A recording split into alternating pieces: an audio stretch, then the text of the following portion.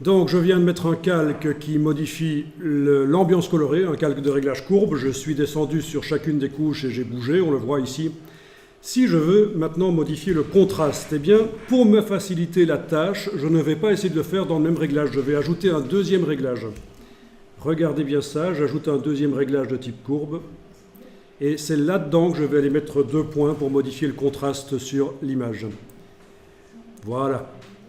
Alors, attention, regardez ça, super astuce. Quand vous modifiez le contraste sur une image, ça modifie aussi les couleurs. Vous le voyez que les couleurs deviennent plus saturées. Je contraste et ça devient plus saturé.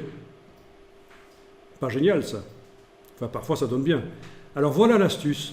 Si vous voulez vraiment jouer uniquement sur la luminosité avec votre réglage de courbe, il va falloir faire passer le réglage du mode normal au mode luminosité. À partir de là, et ça se voit tout de suite, quand je bouge ici, la couleur reste la même. Par contre, ça modifie le contraste. Super astuce de photographe, le calque de réglage courbe en mode luminosité. Voilà, et là je vais considérer que mon image, pour ce que je veux en faire, elle est pas mal, un peu vintage comme ça. Ça se voit toujours que c'est du trucage. Hein. Il faudrait encore aller travailler un peu sur les chevaux, peut-être un peu le bord un peu plus flou sur le bord des chevaux. C'est surtout la netteté des chevaux aussi qui trahit le fait que c'est un photomontage pour faire un peu plus flou sur le bord des chevaux, c'est simple, il suffit d'activer le masque du cheval hein, dans l'objet dynamique avec la touche Alt, afficher le masque en grand et lui mettre un petit flou sur lui. Mais déjà, si vous arrivez à des choses de ce genre-là, c'est pas mal, vous êtes déjà loin. Les ombres, il faudrait voir aussi la coloration des ombres, l'intensité des ombres.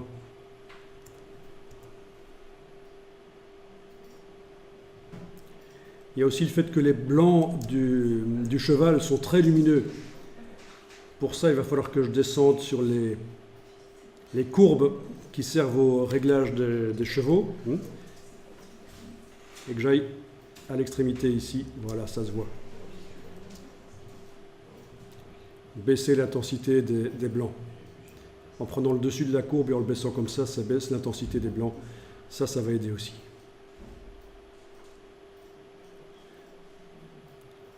Ok, tiens, sur celui-là, je n'avais pas mis de réglage. Il va falloir que j'en mette un, si je veux régler l'intensité des blancs.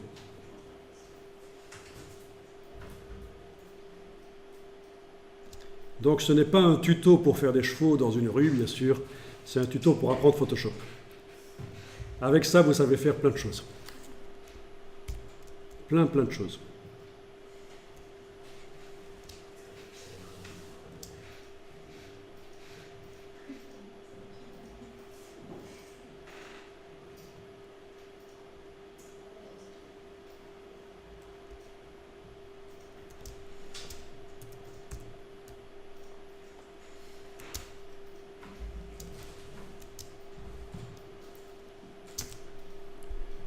C'est le travail d'1h30 en expliquant.